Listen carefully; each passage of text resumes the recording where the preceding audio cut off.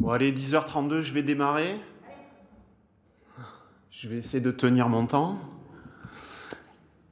Bonjour à toutes et à tous. Merci d'être venus ce matin, les courageux qui se sont levés, les gens qui ont rendu cette rencontre possible. Donc, un grand merci à tout le staff derrière les rencontres urbaines de Nancy, et aussi merci aux intervenants précédents, Cécile et Nicolas, qui vont me simplifier la tâche par leur travail d'introduction.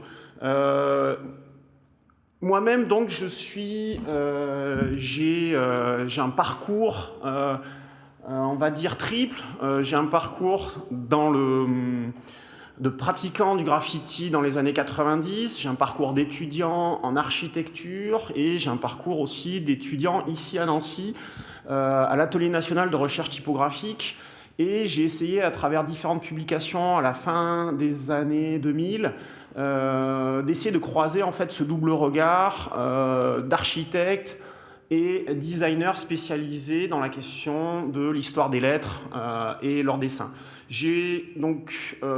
Mon focus, il est sur vraiment l'écriture du nom dans l'espace public, dans sa composante la plus basique, une signature filaire rapide. J'ai aussi fait des travaux sur la pratique de la calligraphie dans l'espace public en Chine, mais c'est un sujet que j'aborderai pas du tout aujourd'hui. Et donc, je vais partir de cette base en fait où j'ai travaillé à la fois sur Sao Paulo et Los Angeles, donc Amérique du Sud et Amérique du Nord. Et moi, ce qui m'intéresse, c'est de replacer l'histoire de ces pratiques dans le temps long, de l'histoire de la calligraphie, de la typographie et d'une globalisation de l'alphabet latin. Et donc j'essaie de replacer ces pratiques populaires dans un temps long.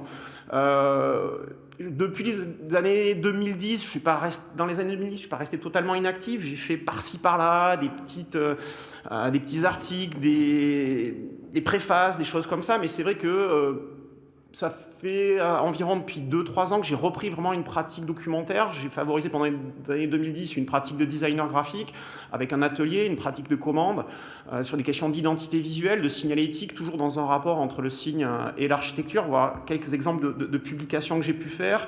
Donc notamment pour une géographie de la signature urbaine, dans le numéro spécial de Palais Magazine sur l'art urbain, donc je vais aborder aujourd'hui, et plus récemment pour une expo sur l'écriture qui a eu en 2019 ou 2020 au musée d'art contemporain de Genève.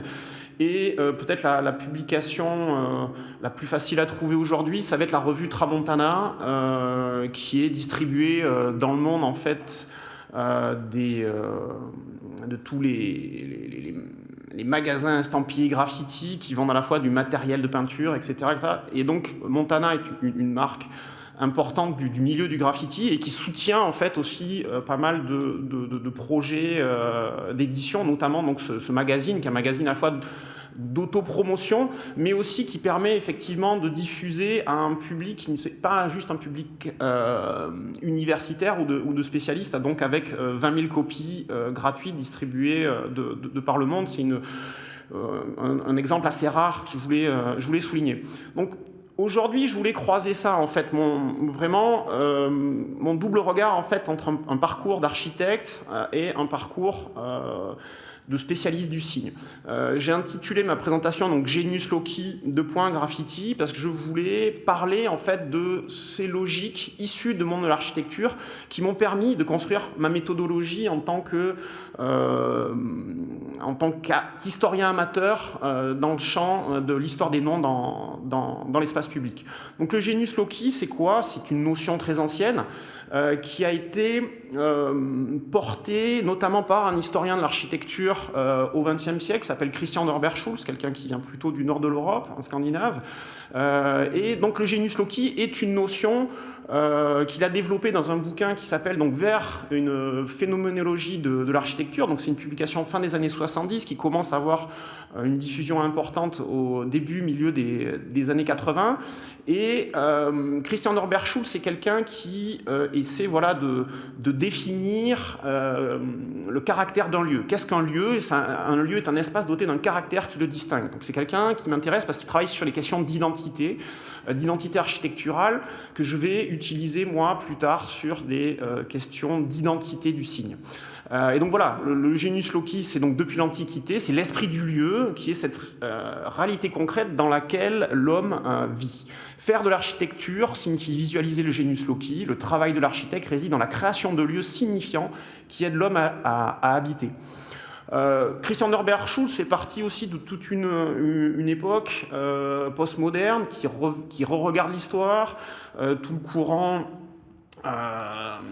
aussi de ce qu'on appelle la tendenza italienne, voilà, les gens autour de Rossi notamment, et voilà, qui ont essayé aussi ce qu'on appelait l'école typomorphologique, qui étudie les tissus urbains et leur traduction architecturale.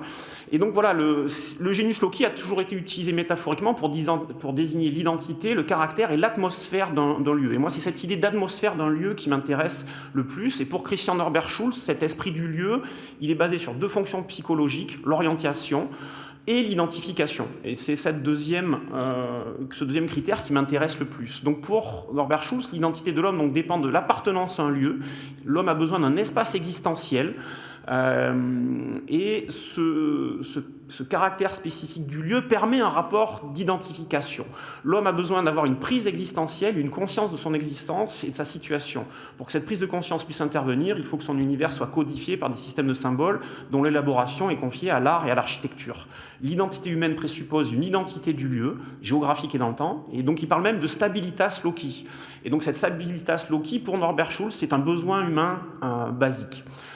Et je voulais, pour contrecarrer cette école typomorphologique très ancrée dans l'histoire, mettre l'extrême inverse, c'est-à-dire Rem Koolhaas, un architecte, un écrivain au départ, et un formidable journaliste qui a radiographié la ville contemporaine et qui est à l'autre extrémité du spectre de l'histoire et de la théorie architecturale.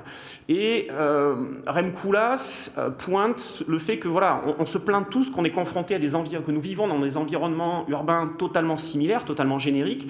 On dit tous vouloir créer de la beauté, de l'identité, de la qualité, de la singularité, mais en fait, peut-être qu'en vérité, ces villes génériques sont désirables. Et peut-être que leur manque de caractère même fournit le meilleur contexte pour vivre.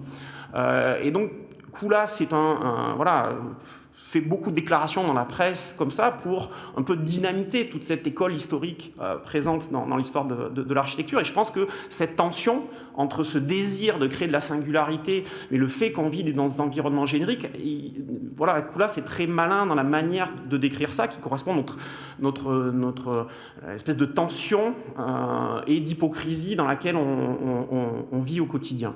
Je reviens à Norberg-Schulz. Donc pour lui, l'espace existentiel, il en définit. Il définit des critères qui définissent ces relations fondamentales qui existent entre l'homme et son milieu. Donc il y a plusieurs niveaux, l'environnement, la cosmographie, donc représentation du monde, géographie plus astronomie dans les époques anciennes, géographie, paysage, agglomération, édifice, donc architecture, la pièce, l'espace de la pièce, l'espace domestique, le mobilier et l'objet. Moi, à cette liste, assez naturellement, je rajoute le signe écrit. Et une de mes intuitions de travail, des hypothèses de travail, c'est de dire que ce signe écrit, il est peut-être plus important que l'architecture. C'est-à-dire que dans cette définition contemporaine d'une atmosphère d'un lieu, ma proposition, c'est de dire que peut-être le signe écrit dans l'espace public vient remplacer l'architecture dans cette fonction traditionnelle de définition du genius loci. Et peut-être quelqu'un qui le dit de manière très simple par l'image, c'est Sol Steinberg, un formidable dessinateur américain, qui est un Européen qui découvre le mode de vie américain quand il s'enfuit en Europe lors de la Seconde Guerre mondiale, et Tout son travail pendant les années 60-70, ça va être très vite de décrire la réalité contemporaine de la vie suburbaine et des modes de vie américains dans cette société globale de la suburbanisation qui est aujourd'hui mondiale. Et donc on voit ces espèces de bâtiments génériques extrudés, trash, avec juste des signes publicitaires. Et c'est des signes publicitaires, dans cette espèce d'appel publicitaire vide à acheter, à dire « ouais, c'est super ». Et donc c'est dans la qualité du signe que se définit en fait l'atmosphère, l'identité de ce lieu. Donc voilà, j'ai essayé avec ce dessin de Steinberg finalement de parler un peu de la même chose que cette tension entre Norbert Schulz et Rem Koolhaas. Donc voilà, moi c'est ça, c'est-à-dire que j'ai essayé de traduire ces logiques architecturales du Genius Loci dans le champ de la signalétique urbaine et du graffiti, et de faire finalement l'étude d'un design graphique contextuel à la micro-échelle de la lettre latine globalisée. Donc ce qui m'intéresse, c'est les filiations formelles, et j'étudie ça aussi bien sur les pratiques illégales de graffiti du nom que sur les signalétiques plus institutionnelles, notamment les signalétiques transport, la création typographique, etc. etc. Le premier graphiste à faire aussi ce travail-là, qui m'a vachement influencé dans la construction d'outils méthodologiques, c'est un graphiste anglais qui s'appelle Ken Garland, qui a sorti un article qui s'appelle Design and the Spirit of the Place en 95, et qui est très important, qui est le premier graphiste qui pose clairement ça. Quels sont, dans la signalétique quotidienne, l'endroit où se construise une identité, où on sortirait d'une globalisation de l'Helvetica et d'une espèce de valeur esthétique par défaut, typographique, qui structure notre quotidien de Hong Kong à New York, à Los Angeles, à ce que vous voulez. Toutes les signalétiques, notamment des transports publics et de la ville en général, sont basées sur l'Helvetica. Donc je vous renvoie au super film de Gary Usvit, Helvetica, vraiment allez voir. Donc Ken Garland, c'est le premier à faire ça. Ken Garland, j'ai moi-même échangé avec lui en tant que jeune étudiant. Il m'a donné ses textes. Vous pouvez trouver ces textes donc, sur un site où je laisse plein de petits PDF comme ça, que je laisse un peu. C'est un site très vieux qui agrège des données que j'avais fait en 2001 ou 2002, sur lequel vous trouvez toute une série de PDF qui parlent à la fois de l'histoire de l'architecture, la sociologie, la typographie et certains textes importants de graffiti.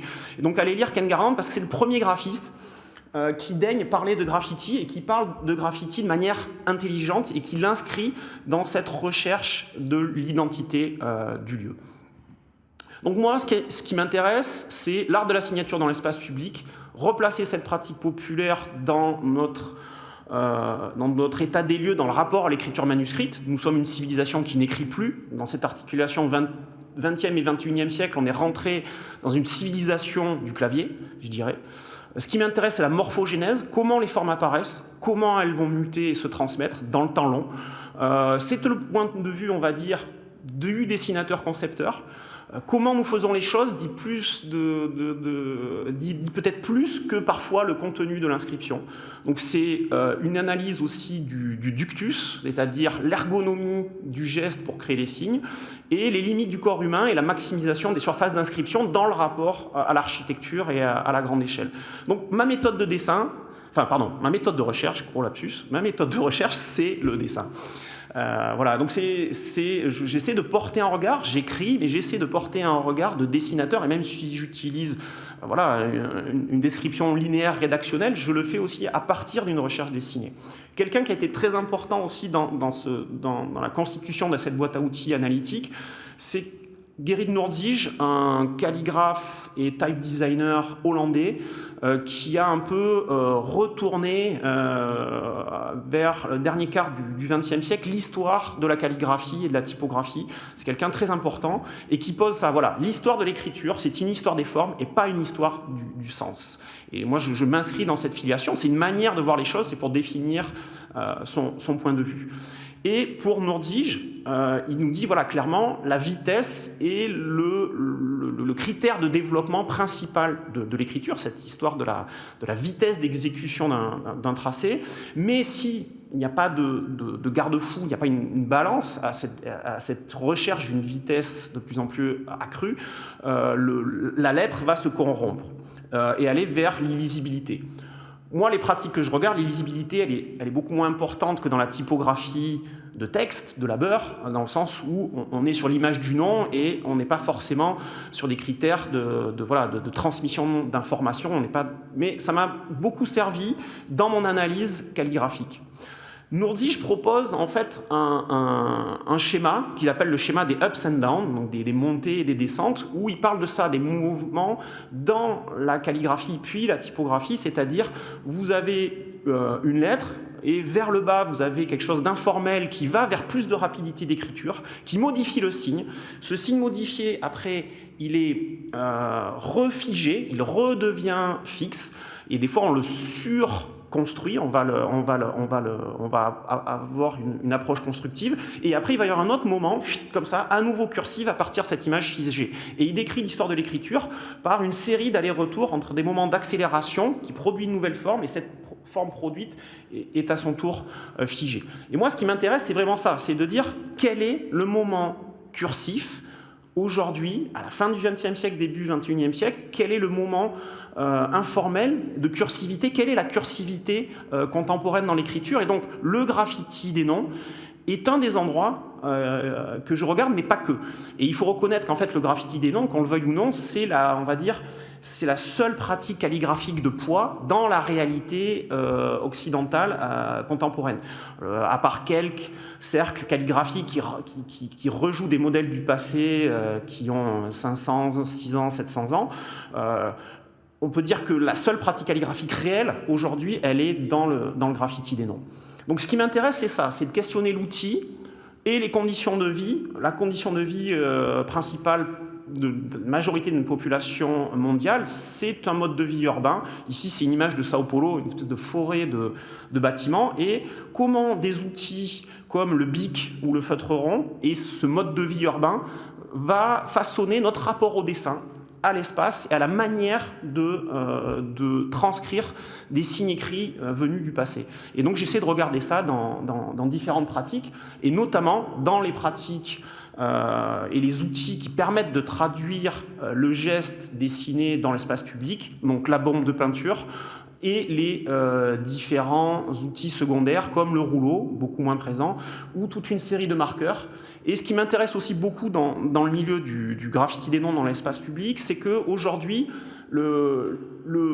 l'école du graffiti et tout le business qui va autour a produit des outils de dessin originaux, c'est-à-dire que ça soit des outils existants comme des tampons à chaussures ou des marqueurs qu'on appelle aujourd'hui des squeezers, qui sont un peu finalement comme des bics géants faits pour l'espace public, c'est-à-dire un tracé rond, monolinéaire, qui n'a pas de contraste. Aujourd'hui, ce qui est intéressant, c'est que le monde du graffiti s'auto-organise, et vous avez même donc des marques du graffiti qui sont aujourd'hui présentes dans des grandes chaînes comme Cultura, et le marché même de l'outillage beaux-arts est en train d'être colonisé par des outils qui sont issus du monde du graffiti et qui sont beaucoup plus efficaces, beaucoup plus faciles à utiliser, et qui commencent aussi à coloniser l'espace du citoyen lambda. Donc moi, ce qui m'intéresse, c'est de regarder comment ces outils fonctionnent, de regarder ce que ça produit en termes de contraste, de rapport entre le contraste est une notion calligraphique classique, hein, de plein et de délié, entre le fin et le épais. Quel type de contraste produit l'outil de graffiti? Mais en général, les pratiquants favorisent plutôt une utilisation où on va retrouver ce qu'on produit avec un feutre ou un bic rond sur papier, c'est-à-dire un trait qui a plutôt toujours la même épaisseur. L'outil, j'applique ces analyses de type calligraphie qui viennent de Gerrit Nurdzij aux différents outils du graffiti, et notamment tous les marqueurs, notamment les marqueurs biseautés qui peuvent reproduire un contraste calligraphique classique, mais dont les pratiquants en général appliquent des mouvements de rotation. Et cette question du plein et délié, en fait, intéresse très peu les pratiquants du graffiti. Ils sont en fait largement secondaires. Les taggers, quel que soit leur positionnement géographique, vont favoriser la structure à cette question du contraste, et vont favoriser, comme on le voit avec le baran ou le squeezer, ce trait continu qui rejoue un geste qui peut aller dans toutes les directions du bic sur papier. Et donc j'ai essayé d'appliquer cette grille de lecture sur 6 cas d'études principaux: Los Angeles, New York, Philadelphie, Sao Paulo, Tijuana, Monterrey. Donc vous voyez un truc avec un gros focus Amérique centrale, avec le Mexique, qui produit beaucoup de choses très intéressantes esthétiquement. Et on essaiera, donc voilà, ce matin, aussi de faire un focus particulier sur une relative spécificité parisienne au sein du système des tags et des throw-up new-yorkais. Donc, voilà une cartographie, le graffiti dans sa diffusion sur le modèle new-yorkais suit à peu près l'urbanisation sur un modèle américain. Nous sommes tous des petits Américains, grandis, biberonnés au soft power américain via la télé, le cinéma, etc., les cultures musicales. Et ce qui m'intéresse, moi, c'est de repérer dans cette espèce de dogme new-yorkais qui a été le mouvement qui, grâce à ce soft power américain, s'est diffusé sur l'ensemble de la planète, regarder les esthétiques de l'écriture qui ne sont pas pris dans cette mode de pensée new-yorkais. Donc le mode de pensée new-yorkais dans le rapport à l'espace, il est très important, mais il a été surreprésenté dans l'histoire même aussi historiographique du graffiti et tous les bouquins qui sont sortis. Il y a une emphase telle du nombre de bouquins qui sont sortis sur New York. Donc moi, mon boulot, le premier bouquin que j'ai fait, il était sur Sao Paulo, il était de contrebalancer ça, de dire d'autres pistes dans le rapport à l'espace architectural et d'autres esthétiques de l'écrit existent. Et le milieu même du graffiti ne le savait même pas. Je m'intéresse aussi à la question du temps long. Donc là, vous voyez aussi que notamment les graffitis Cholo de Los Angeles sont très anciens. Ils commencent dès le début des années 30 et peut-être même avant. Souvent, on ne pense pas à une temporalité aussi grande. On se dit tous ça a commencé dans les milieux des années 60 entre New York et Philadelphie. Moi, savoir où ça a commencé en premier, ça ne m'intéresse pas. Ce qui m'intéresse, c'est comment un style se stabilise dans le temps et comment il vient créer finalement une identité scripturale à l'échelle d'une métropole. Donc j'essaie avec ce petit schéma de replacer ça dans le temps long, dans des filiations aussi sur différentes générations, et de montrer à la fois sur la carte et sur cette timeline comment New York a colonisé les différentes villes et comment aussi dans certaines villes vous avez des situations hybrides, vous avez du graffiti new-yorkais et du graffiti local qui coexistent selon différents modes. Et j'ai une démarche formaliste, je regarde la lettre, mon prisme principal c'est le dessin de la lettre. Et ce qui m'intéresse finalement, là j'essaie en fait de faire ce que je ne fais pas d'habitude, c'est-à-dire que je commence par vous montrer presque la conclusion de mon intervention. C'est-à-dire, ce qui m'intéresse, c'est la question des textures. Et ce que je me suis rendu compte avec le temps, en étant moi-même pratiquant et en accumulant énormément de documents, c'est que même si le graffiti est un espace éminemment individuel, on peut repérer des textures collectives à l'échelle de la métropole qui montrent des permanences au-delà de l'image de l'individu. Et c'est ça qui va m'intéresser, c'est de montrer ces textures collectives. Donc voilà, chaque colonne a une texture spécifique, et cette texture spécifique, elle révèle une cohérence esthétique collective. Et donc c'est ça, pour moi, c'est au-delà de l'image individuelle du nom, c'est comment on peut définir par le dessin des critères communs qui sont à la fois des conséquences d'influence culturelle globale, la lettre latine dans sa diffusion, et un ordre spatial et culturel spécifique à une métropole donnée.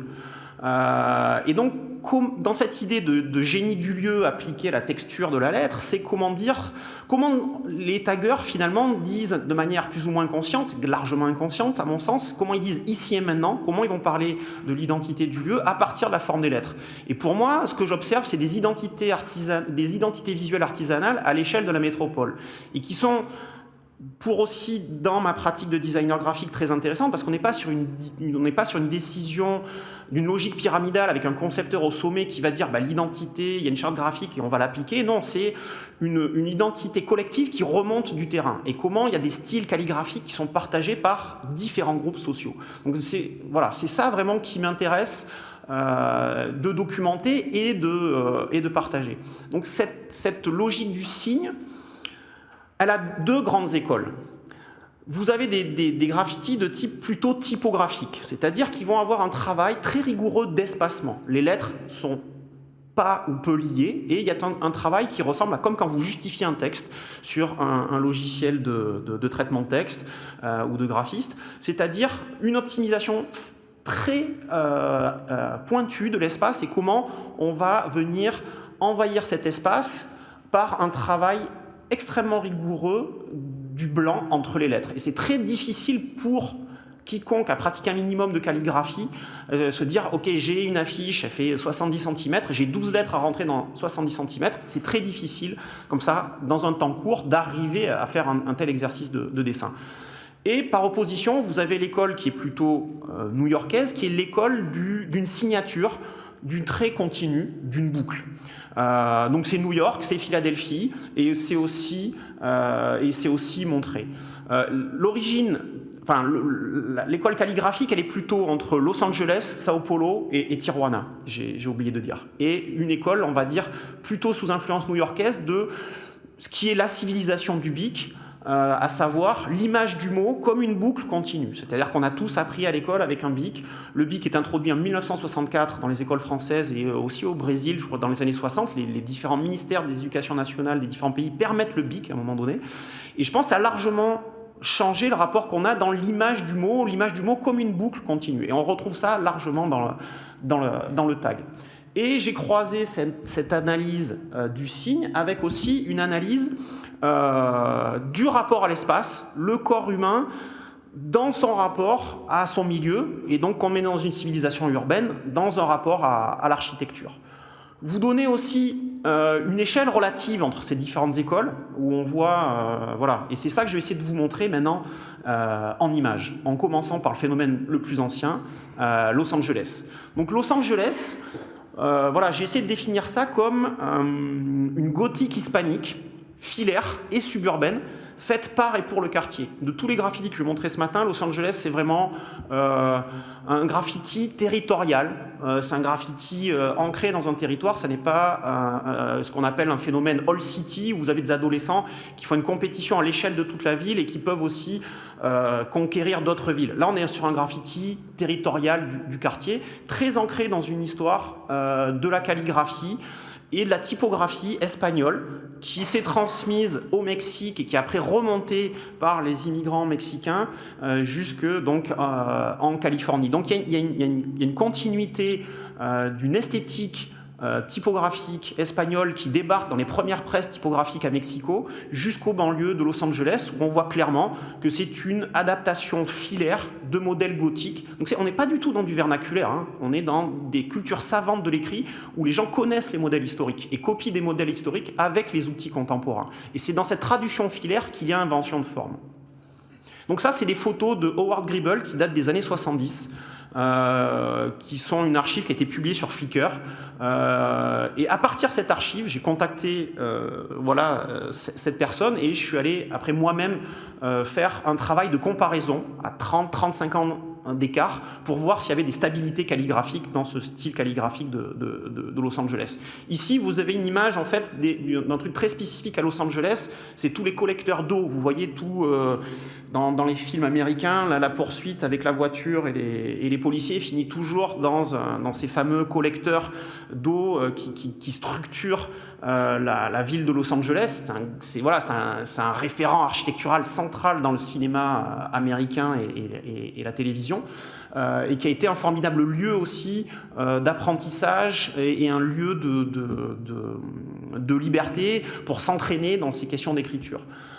Et donc à Los Angeles, vous avez donc un graffiti territorial qui est basé sur cette gothique, qui est traduite soit filairement, soit vous avez des rendus comme ça, vraiment qui singent la lettre gothique, et vous avez un équivalent de lettres contour assez rigide qui marque les trois grandes esthétiques de l'écriture des gangs.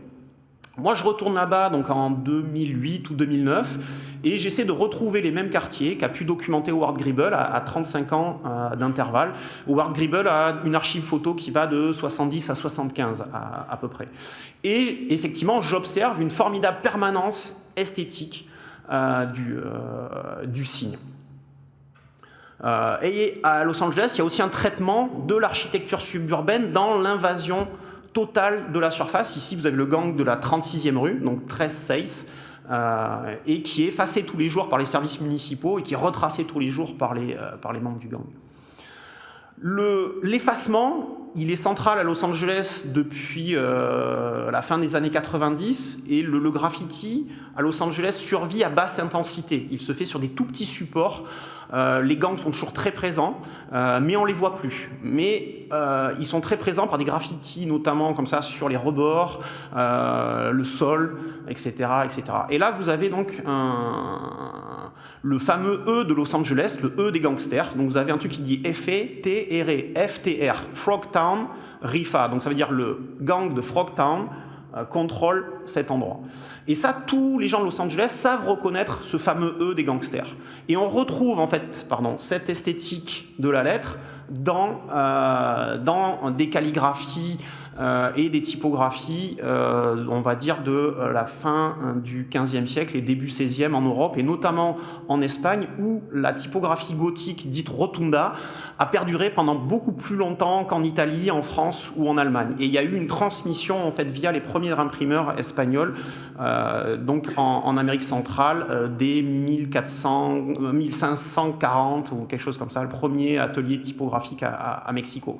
Et donc moi, ce qui m'intéresse, c'est ça, c'est regarder d'où vient cette forme, essayer de faire des parallèles à très grande échelle de temps, et de regarder l'évolution du ductus, comment on passe d'une lettre faite avec 3 tracés à un seul tracé, parce qu'il y a un changement de paradigme de l'outil qui est monolinéaire, et cet outil sans contraste comme la bombe, comment il fait pour rejouer une esthétique historique.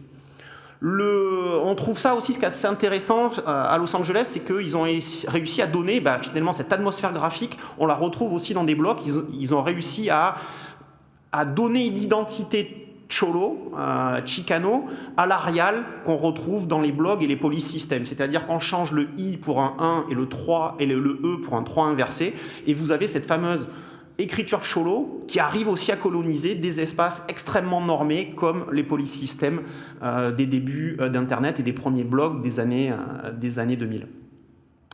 Et ce qui est très intéressant à Los Angeles, c'est qu'on passe d'un strict usage communautaire, donc des gangs chicanos, à une identification qui traverse différents groupes sociaux. Et c'est pour ça qu'on peut parler vraiment de l'apparition d'une identité visuelle métropolitaine, parce que différents groupes sociaux vont s'en revendiquer. Le premier album de musique qui fait ça, c'est un groupe de rock progressif, porté par des musiciens blancs, qui, pour se différencier des groupes dominants de l'époque, new-yorkais, Velvet Underground, etc., ils se posent la question, comment on va dire, nous on est de Los Angeles et on n'est pas de New York. Et donc, les Rank Strangers vont prendre Rick Griffin, un très grand graphiste et illustrateur californien, et vont lui dire, nous, on veut du graffiti de gang pour représenter notre album. Et ce qui est très intéressant, c'est qu'il n'y a pas de photo. Il y a juste cette esthétique de la lettre qui dit « Nous sommes de Los Angeles ». Et c'est le premier exemple qui va être repris après par beaucoup de groupes de punk, de heavy metal et de choses comme ça. On en a parlé brièvement. Le monde du skate aussi a repris directement. La marque Dogtown a repris le nom d'un gang qui existait, qui s'appelle Dogtown, et l'a repris dans ses premières publicités. Et on retrouve cette graphie très spécifique dans les premières publicités de Dogtown. Donc c'est l'image de la lettre qui va porter l'identité. Et à partir de ces premières marques un peu locales, ça va exploser à l'échelle mondiale avec des grandes marques comme Powell Peralta, Bones, et aujourd'hui Nike, qui fait des t-shirts pour Nike Skateboarding, reprend cette esthétique. Donc on est vraiment dans une diffusion à l'échelle mondiale, et c'est aussi souvent les premiers graffitis que les petits Français vont voir dans les déferlantes surf skate des années 80-90. New York, c'est la globalisation, c'est l'épicentre de la globalisation, et une formidable idée de prendre le wagon métro comme support de communication. Donc sur New York, c'est vraiment ça, c'est la grande invention, c'est de dire on prend un objet de l'infrastructure urbaine, du transport de masse, ça devient un support d'écriture pour des jeunes de différentes origines sociales. Et il ne faut pas juste parler d'un rapport sociologique qui a été toujours le prisme principal dans la description new-yorkaise, qui est réel, mais il y a différentes classes sociales dans ces pratiquants de graffiti. Et donc là, on voit des lettres bubble sur l'ensemble de la surface, ces deux noms, Comet et Blade, sur l'ensemble d'un métro. Et voilà différents exemples. Moi, ce qui m'intéresse beaucoup dans cet exemple new-yorkais, c'est ce qu'on appelle les throw-ups, c'est-à-dire la lettre bulle, qui pour moi la grande invention formelle new-yorkaise, la grande rupture de cette lettre qui vient de la publicité, qui est envisagée par le contour, et comment dans un rapport de plus en plus cursif, de plus en plus rapide, on va créer un alphabet dessiné par le contour, qui est optimisé pour le métro, pour les flancs du métro, et pour la guerre d'influence et de visibilité maximum sur le métro. Moi, ce qui m'intéresse, c'est ça, c'est une espèce de publicité, d'efficacité urbaine publicitaire à l'échelle de l'individu et artisanale. Et donc, j'essaie de traduire ça avec différents schémas. Et quel est le rapport de cet objet, de cette infrastructure urbaine, voilà, un wagon de métro avec le corps humain, comment il s'inscrit dans cet objet. Donc c'est ça qui m'intéresse, j'ai une attitude très descriptive et il me semble c'est important parce que souvent on ne décrit pas assez la forme et cette forme va perdurer dans le temps. Il y a eu une première vague de nettoyage des métros avec cette espèce de peinture blanche qui a été une première étape de nettoyage. Et après, dans les années 90, il y a une politique de zéro tolérance, de nettoyer tous les métros. Et les flops vont être la seule chose qui va réussir à perdurer parce que c'est réalisé dans un temps extrêmement court. Donc pour moi, ça, c'est la grande invention esthétique new-yorkaise, c'est le flop. Là, je vous mets un exemple d'un nom où on voit donc le flop, le traitement par le contour. Ici, c'est VFR, VFR. Donc vous voyez, c'est dessiner le plus vite possible une lettre et son contour. C'est directement pris de la publicité ou des lettres des comics dans une traduction cursive. Ici, un mélange de capitales et de minuscules. Le bic, c'est-à-dire l'image du mot, ici l'image du nom comme une boucle continue dans un mélange de capitales et de minuscules. Alors qu'au départ, New York est principalement en capitale. Moi, ce qui m'intéresse, que je disais, c'est la stabilisation d'un style et la verticalité. Qui commence aussi souvent, la verticalité permet aux taggers dans l'espace public de prendre des espaces que n'a pas encore pris la publicité. Les poteaux, les petits retours de murs, les choses comme ça. Donc là, vous avez le même nom dans 3 traductions formelles différentes. Et donc c'est ça, moi l'idée qui m'intéresse en tant que designer, c'est cette apparition d'une efficacité urbaine du signe spécifique de la fin du XXe siècle. L'écriture a toujours un rapport avec l'urbain, que ce soit la colonne Trajan sur le forum romain, etc., etc., les lois grecques gravées, lapidaires dans les cités grecques, etc., etc. Il y a toujours eu un rapport, c'était pas novateur de dire qu'il y a un rapport entre l'urbain, ou du moins la ville, et le signe. Mais il y a quelque chose de spécifique qui se passe au XXe siècle, et c'est ça qui m'intéresse. Allez télécharger aussi sur le même site lpdme.org le super texte de Jean Braud-Driard si vous ne l'avez jamais lu, donc Cool Killer ou l'insurrection par les signes. Vous l'avez en français et en anglais, vous pouvez le télécharger gratos sur ce site-là. Ce qui m'intéresse aujourd'hui, c'est cette traduction dans la globalisation vers notamment la Chine. Et il commence à y avoir un graffiti chinois qui rejoue l'esthétique new-yorkaise. Et notamment cette idée du one-line appliquée à la calligraphie chinoise. Et ça, c'est vraiment ce type de choses qui m'intéresse de documenter aujourd'hui. Et il y a même des flops avec des caractères kanji en chinois, et ça, je trouve ça assez remarquable dans la traduction. Et c'est assez fou. En même temps, il y a une très grande stabilité dans le fait de dire qu'il y a toujours un contour, un ombrage, un intérieur, etc., etc. Cette lettre bulle qui vient des débuts du métro new-yorkais. Voilà, donc c'est ce type de choses qui m'intéresse de traquer. Philadelphie, qui est là aussi une culture de la boucle extrêmement rapide, mais qui est quelque chose qui est largement sous-estimé et sous-exposé dans l'histoire. Ce sont des handstyles, donc des styles calligraphiques extrêmement poussés, qui ont été très peu diffusés à l'échelle mondiale et qui ont très peu influencé, c'est resté une scène très hermétique, qui ont très peu diffusé de par le monde, alors que c'est très très impressionnant calligraphiquement. C'est vraiment des joyaux d'écriture, et il y a un rapport aussi au corps avec des tags top to bottom qui explorent vraiment les limites du sol jusqu'à l'extension maximum. Je vais très vite. Vous avez énormément d'exemples en ligne.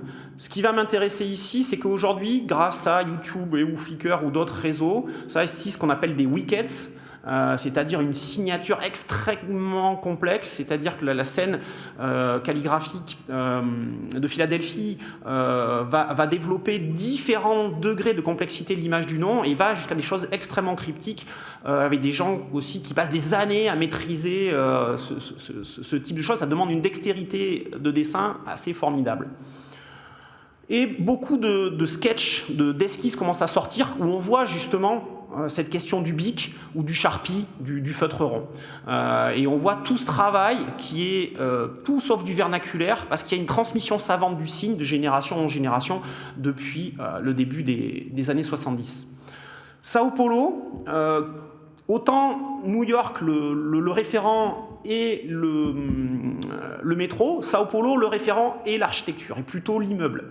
Et il va y avoir donc une création très intéressante d'une écriture faite pour le recouvrement architectural et une saturation inégalée. Même New York n'a pas eu cette densité d'écriture.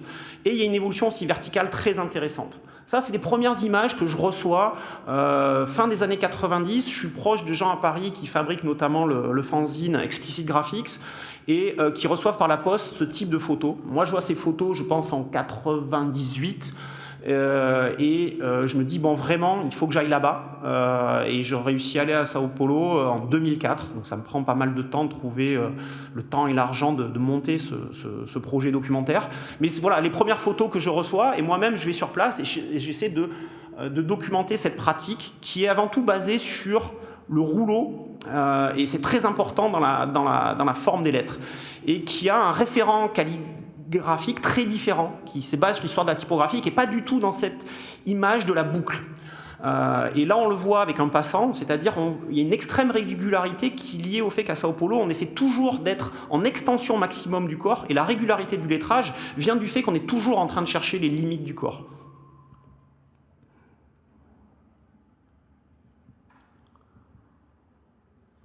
Ce qui est intéressant à Sao Paulo, c'est que tous les noms sont aussi en portugais. Contrairement à l'Europe où dans la diffusion du graffiti, cela va se faire principalement avec des pseudonymes anglais. Là, on va fonctionner principalement en langue portugaise et notamment tous les signes diacritiques, les accents, qui vont largement influencer aussi le dessin des lettres. Et ça, c'est très intéressant. Ça, je vais le montrer aussi un petit peu à Paris. Et quand je parlais aussi d'évolution verticale, la saturation de la ville est telle sur le sommet des toits et l'espace public de surface, ou on va dire en bas, qui est une pratique de rappel, ce qu'ils appellent le rappel urbano, où on va descendre sur les façades en rappel pour prendre l'entièreté de la façade, à la fois en escalade urbaine et en rappel. Donc cet immeuble montre un peu les deux pratiques. Et c'est ça qui m'intéresse, c'est-à-dire, je vous mets une citation de Frutiger, grand typographe du XXe siècle, dessinateur de lettres, qui dit, voilà, dans le domaine de la signalisation, la lettre doit être considérée comme une architecture bidimensionnelle. Et cette prise de conscience permet l'utilisation de l'écriture comme un élément intégré dans l'ensemble architectural et non comme un élément isolé appliqué au hasard de l'espace. Et pour moi, cette définition de ce que pourrait être le projet signalétique, c'est la différence entre New York et Sao Paulo. À Sao Paulo, au-delà de l'esthétique formidable de la lettre, il y a une pensée de l'espace qui n'est pas présente à New York, et c'est ça qui m'intéresse à Sao Paulo. Et j'essaie de documenter ça avec des schémas, etc. etc. Nous montrer tout le degré de contrainte du corps dans l'apparition de ces formes. Et comment les gens de Sao Paulo sont extrêmement malins dans leur lecture de la façade et comment la façade architecturale va leur permettre, comme une espèce de formulaire en attente, de construire la régularité de leurs inscriptions. Donc voilà ce que ça peut donner aujourd'hui, c'est prodigieux, c'est fabuleux esthétiquement et en termes d'échelle. Voilà, pour moi, c'est le phénomène le plus important de la fin du XXe siècle dans l'innovation scripturale. Sao Paulo devient aujourd'hui aussi un nouveau référent esthétique, minoritaire, mais quand même. C'est-à-dire que des gens à Berlin, notamment tout le groupe des Berlin Kids, a essayé de rejouer cette esthétique de Sao Paulo dans l'invasion architecturale à l'échelle de la ville européenne, d'une métropole européenne. Et ici, on voit des interventions. Mais vous voyez que le calage des lettres n'est pas aussi... Il y a une copie de l'esthétique de la lettre, mais il n'y a pas une compréhension tout à fait de l'espace. Un tagger de Sao Paulo se serait calé sur le rythme architectural pour poser la régularité de ces lettres et de son espacement.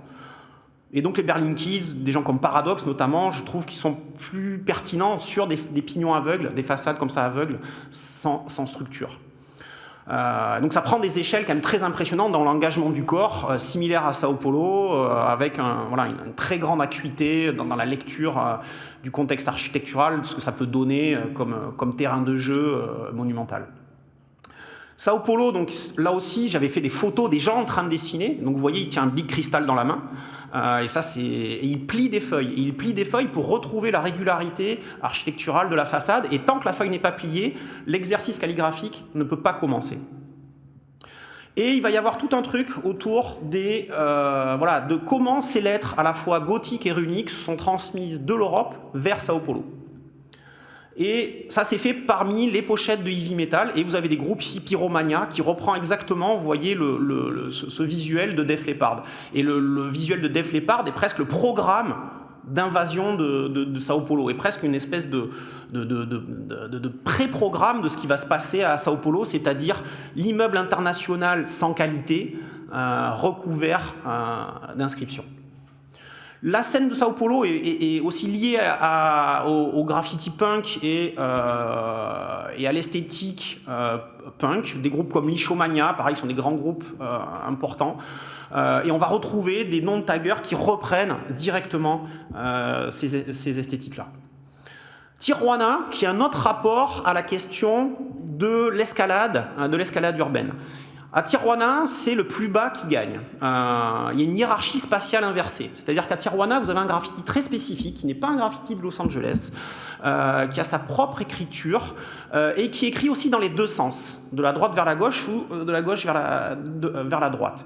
Je ne saurais pas vous dire pourquoi exactement, si c'est pour des questions cryptiques ou simplement de compétition stylistique, mais voilà ce que ça peut donner. C'est-à-dire qu'on est sur, là aussi, utiliser la visibilité publicitaire, les supports existants, et les détourner au profit d'individus et de petits groupes.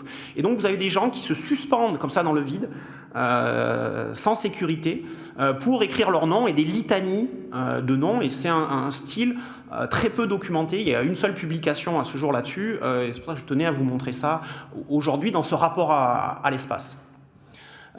Donc ça s'appelle les trepes. Les trepes, trepar, ça veut dire grimper en espagnol. Et donc on a ce qu'on appelle une pratique de boustrofédon, c'est-à-dire comme en Grèce. C'est-à-dire qu'en Grèce, on commençait à lire dans un sens, on revenait dans le sens de la ligne, on fait comme ça. Et donc on peut, ça m'intéresse beaucoup par exemple d'aller sur place et de savoir pourquoi cette chose-là. Et il y a une prise de risque comme à Sao Paulo et un engagement du corps qui est souvent supérieur par rapport à l'esthétique de la lettre. Et donc voilà les étapes, et il y a même des vidéos, vous tapez trepes sur YouTube, vous avez des vidéos avec des gens suspendus, avec des draps, avec des cordes fabriquées, des draps qui sont suspendus dans le vide pour descendre de plus en plus bas. Et voilà le type de photos ou de vidéos que vous pouvez voir, avec zéro sécurité, où vous voyez là vous voyez l'engagement physique que ça demande. Donc pas la peine de faire des pilates ou du crossfit chez vous, voilà, pratiquez un peu de trepes, ça va vous...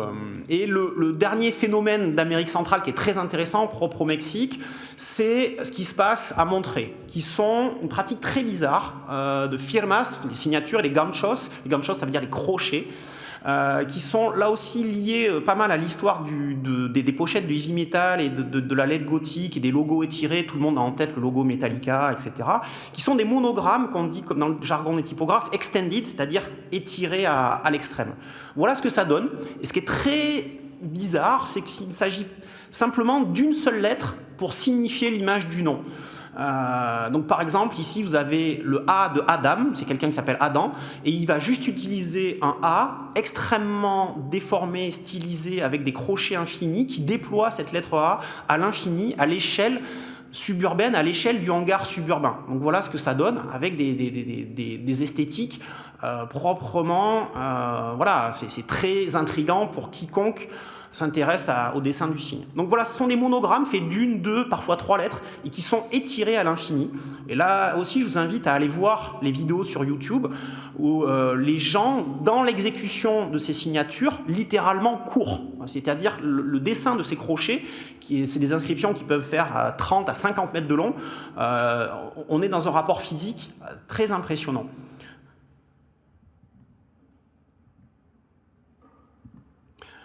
Ça attaque le centre-ville et toute cette architecture typique mexicaine d'une suburbia infinie.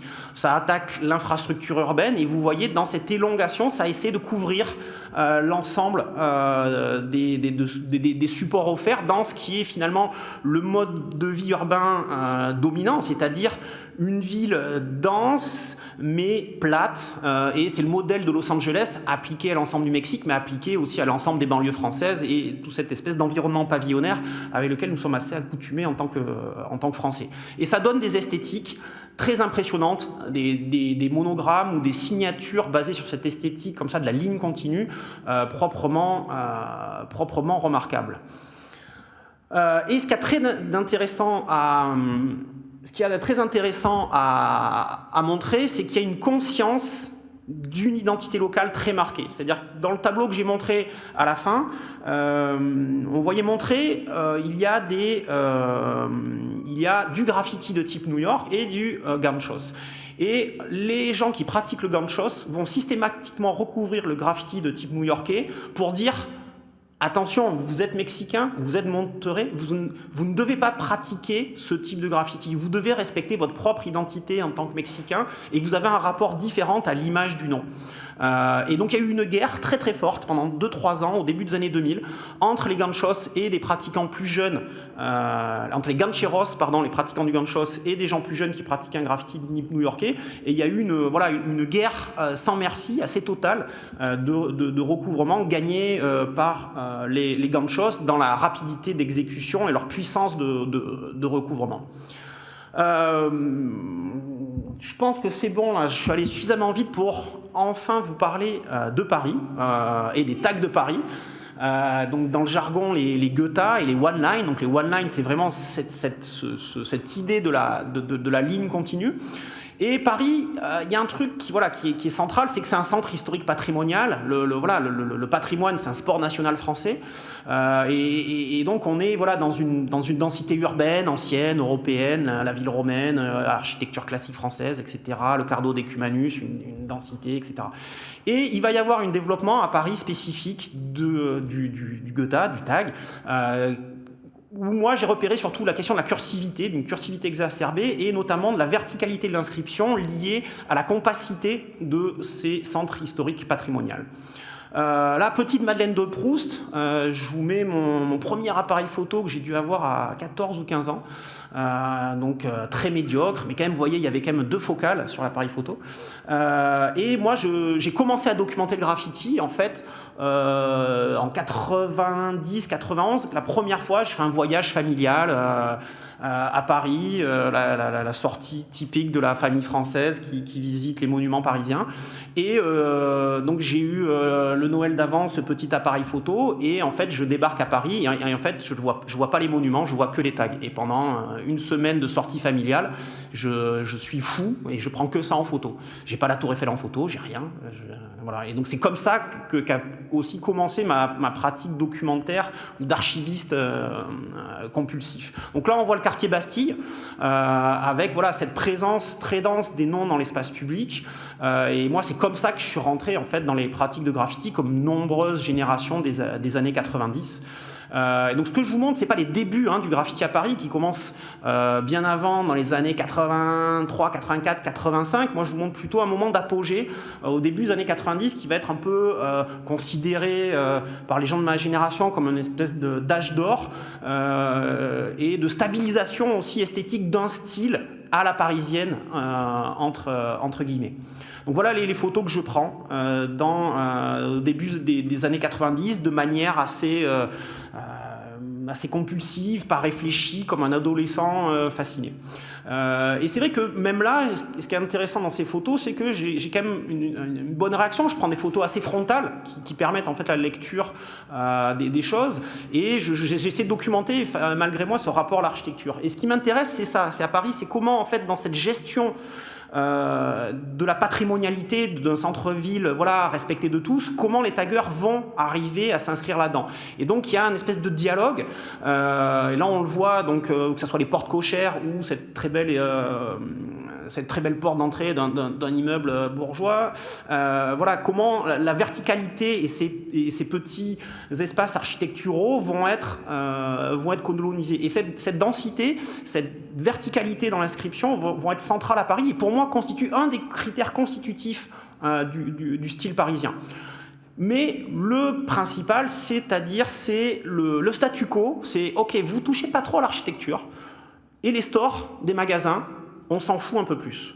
Et donc, ce qui va être le terrain de jeu principal des tags en centre-ville, je ne parle pas de la banlieue et de toutes les lignes de chemin de fer, de RER, etc., qui sont aussi un très grand terrain de jeu, dans le centre-ville, voilà, le statu quo, c'est le store qui va pouvoir perdurer, des surfaces d'écriture qui vont durer 10-15 ans.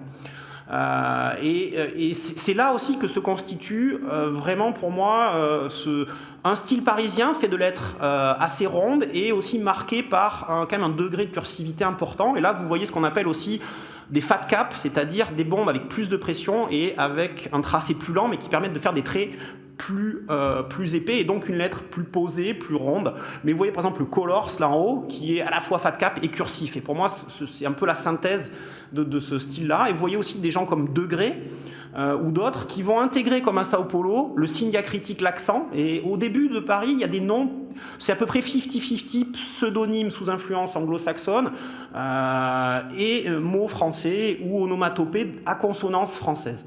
ONO, bien sûr, qui va aussi chercher de faire des flops à la française. ONO, des VEP, donc des noms de groupe aussi. Donc vous avez VEP, donc Vandal en puissance, donc déjà tout un programme. Donc comme ça, avec un imaginaire des noms basé vraiment sur le français, qui va disparaître après, en fait.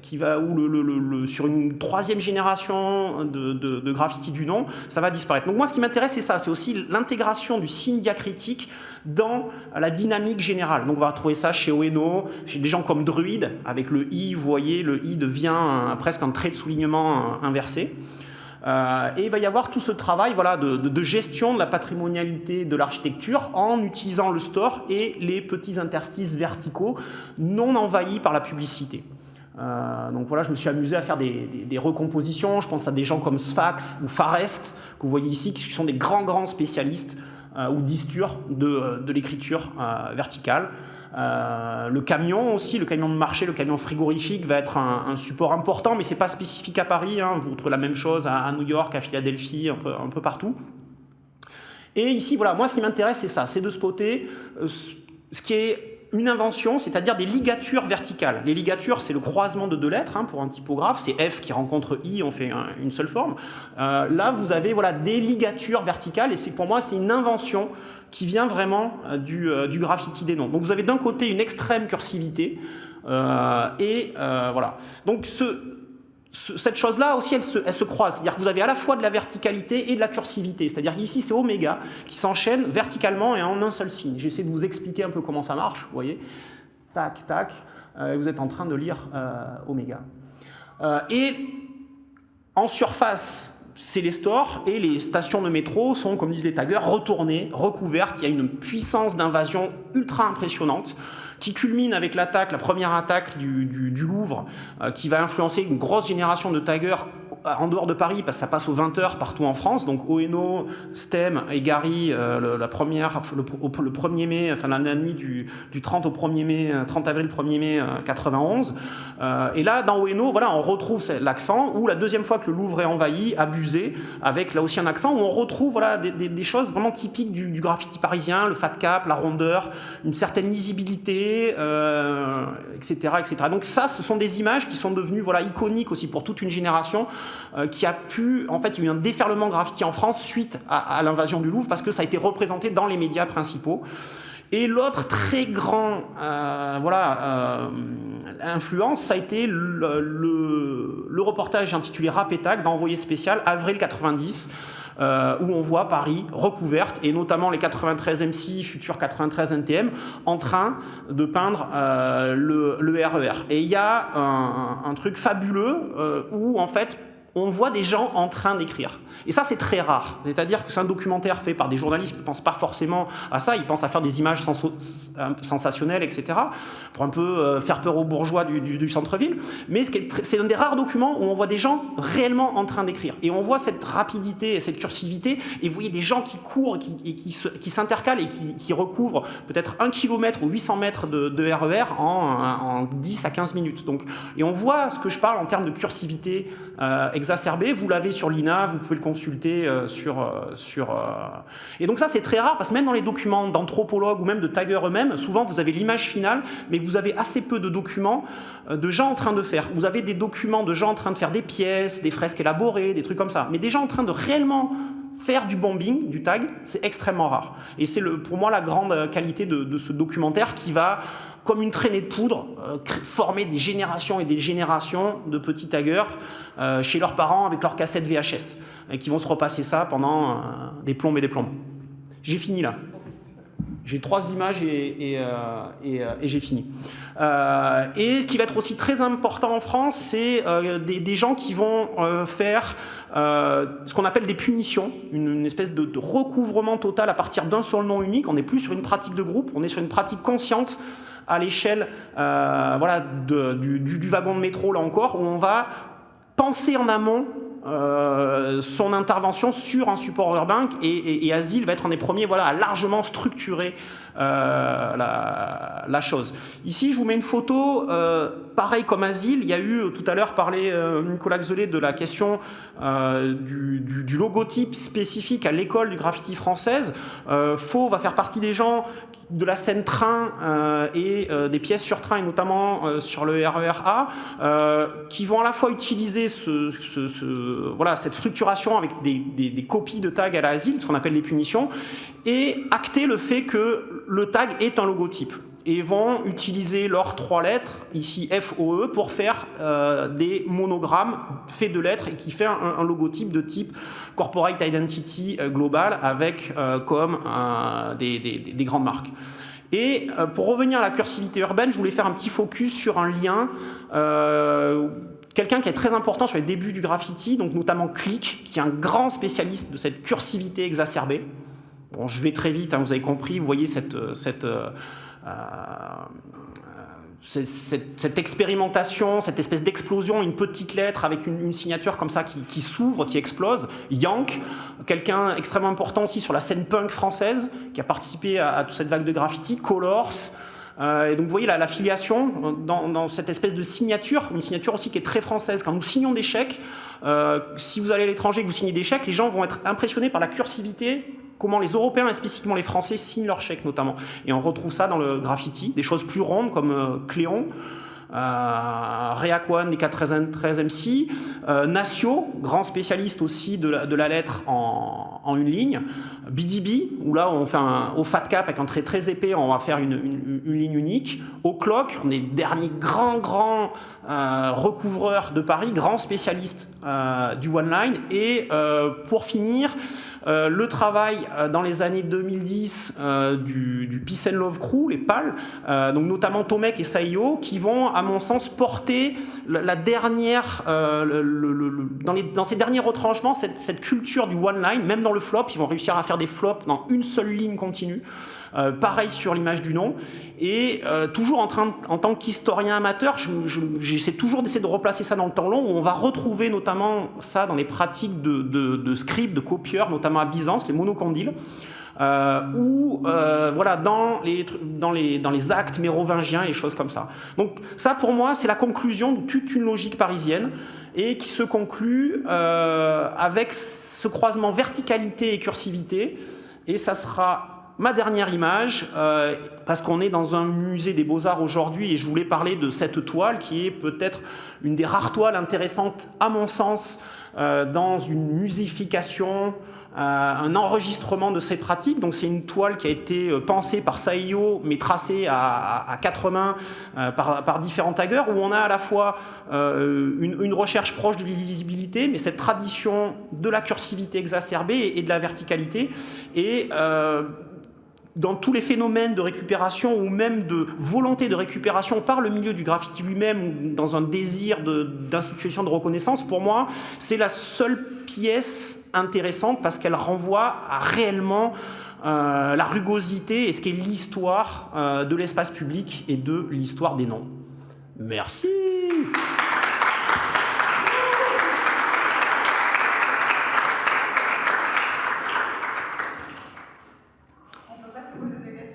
On fera les photos, on fera les questions pendant le café. Et juste pour vous dire, normalement, tout ça, ça devrait sortir dans une publication, on espère, à l'été 22 ou à la rentrée d'octobre.